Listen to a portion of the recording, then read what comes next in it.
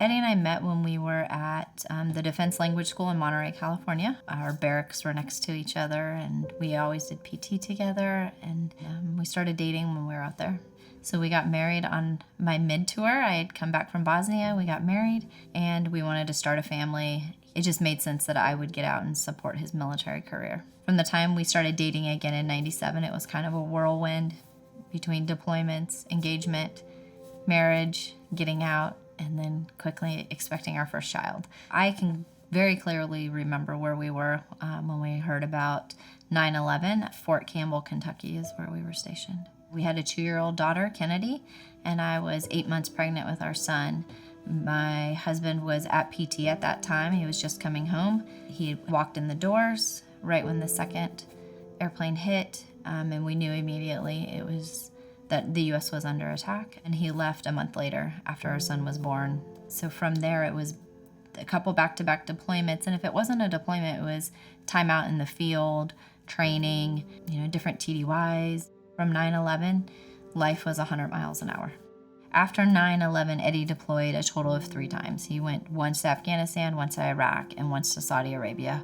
When he left in November, the order stated to an undisclosed location for an indeterminate amount of time. So following this deployment was the first time the nightmares became physical, and the first time that I woke up while he was having a nightmare, and he had me in a chokehold position in the middle of the night. And so yes, this is the first time that the PTSD really kind of reared its ugly head. And this is 2001, where PTSD wasn't really talked about. We knew about it, but as far as in the wives' circle and what was discussed through the military, we also knew that PTSD was an end-of-the-career 4-letter word that you didn't talk about.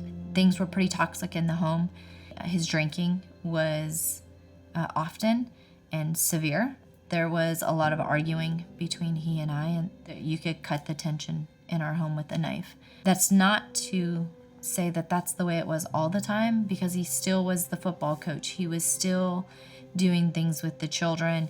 So Eddie's final deployment was to Saudi Arabia from 2013 to 2014. Of course, we always hoped that this healthy, strong, patient soldier would be coming home, but at the same time, there was fear that that may not be what would be reintroduced into our home.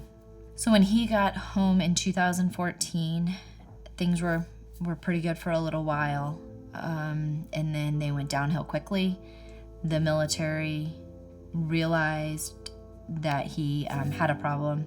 He was admitted to a psych ward, and he retired in 2016. So 15 was really the year that we had him home. And that year was chaos. The kids were staying in their rooms all the time.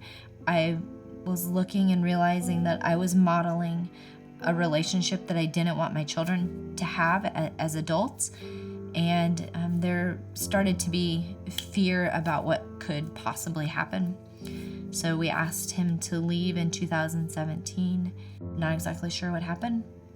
Our communication was not a lot during that time. I know he's really spiraled out of control, but then somehow landed this amazing job with Huntington Bank in Michigan. Again, I thought, okay, our relationship might be crazy right now, but wow, what a great opportunity. This is what's going to get him to be where he needs to be. Eddie and I had communicated through the month of October a little bit. I knew he was in a bad spot. I was in Virginia with the children. He was in Michigan working, getting settled there, and he was very hostile, very angry. I knew he had been attending some AA meetings. He had been going to a local church, and he was actually in a Bible study. So I knew part of him was working on getting himself in a good spot, but I knew he was also struggling. And when we didn't hear from him for a couple days, I had a feeling that something terrible had happened. And we reached out to the local police department to do a welfare check. And that's when we found out that he had taken his life.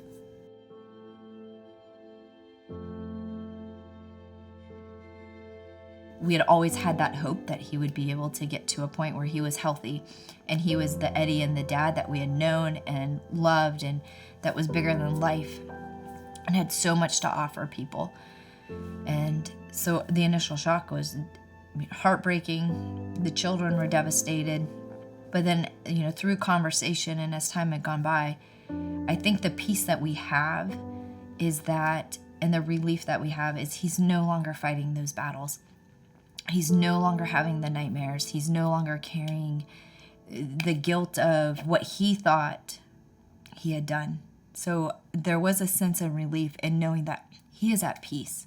We miss him terribly. It's heartbreaking that the kids are going through life and he's not there for these milestones in their lives. It's heartbreaking that as the children are growing, I don't have my battle buddy to hey, how do we handle this situation? Because, we don't have a playbook on how to raise teenagers and how to, get them off going into life successfully. I miss us not fulfilling the hopes and dreams that we had together and the vacations that we wanted to spend and the daily laughs, because he could definitely make you laugh. And he could grill like no other. So we miss all those small things in life. And Eddie was such a go-getter that when he had the diagnosis of PTSD, on one hand, it was almost a relief. I'm not going crazy. This is what happened. Something traumatic happened in my life. But yet there was still that pride and the ego that was I can overcome it. So then to have something that he couldn't just fix like this, he couldn't study hard enough for it, he couldn't train hard enough for it, it was very difficult. I think when Eddie chose to end his life, he was at a point of just pure desperation. He felt that there was no more hope left. I think he knew in his heart that the children would be taken care of. He knew that I would be able to guide them through life. I think he just felt that there was no other option. I think if Eddie had found Headstrong, he would be here today.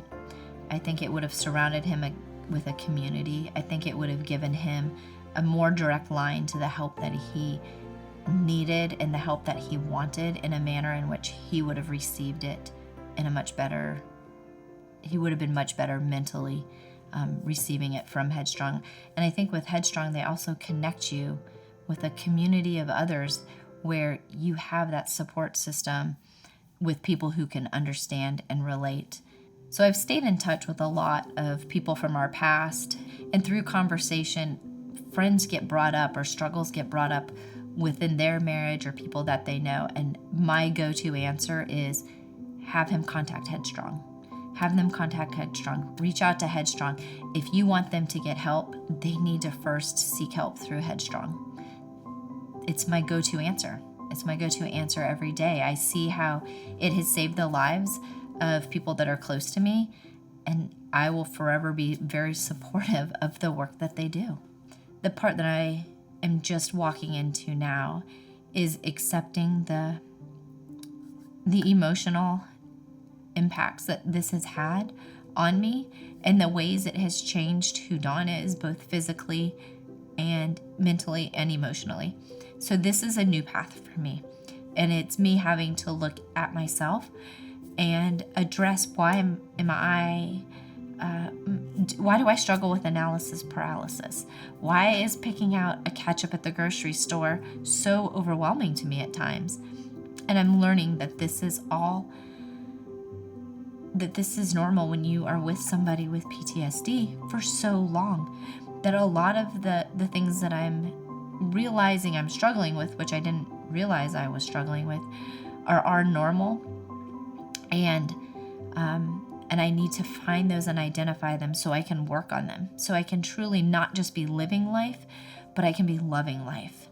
As much as I wish we could turn back time, Headstrong could have been around in 2006, 7, 8 when things were spiraling out of control. I know it happened for a reason. And here we are. And all we can do is keep walking forward and talking about how PTSD impacts not only the veteran, but also the family. Because it's a whole unit that goes through it together and separately at the same time. We've accepted the story that we have, and we've decided to use it to talk with other people. I mean, I feel that we went through the tragic times that we went through to help somebody else down the road. And so whether that means me talking with another spouse that's in the middle of it, or someone that needs to talk about it after the fact, or they're struggling in one way or another, then I feel like we went through it for a reason. What we do with it can be powerful.